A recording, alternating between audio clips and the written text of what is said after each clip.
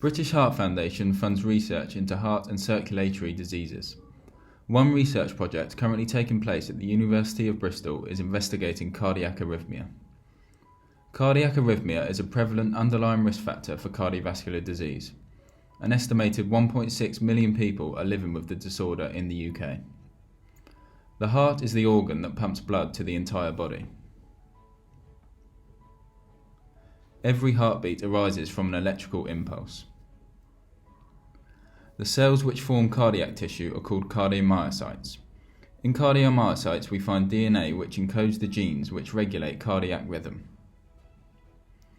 A mutation is an alteration in the DNA sequence that makes up a gene. Some mutations affect the normal function of a gene, which can impact our health. If the heart is not functioning properly, the circulatory system becomes compromised. The electrical impulses can malfunction, leading to arrhythmia.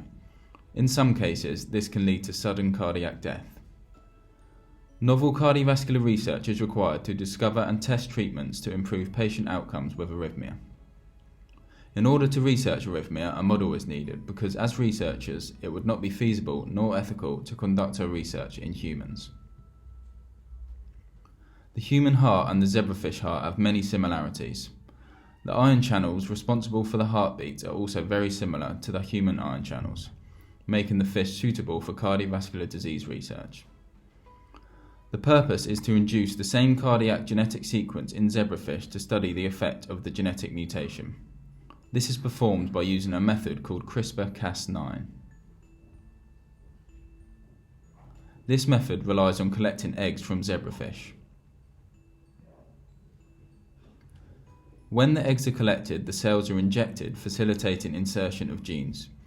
This method makes it possible to insert a section in the DNA that holds the cardiac mutation. Through natural cell division, the mutation is carried to the dividing cells which develops into an adult zebrafish.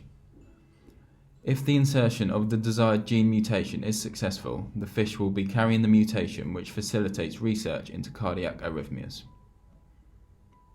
We hope that this research can help develop treatments for cardiac arrhythmias and help reduce the burden of this important cardiovascular disorder.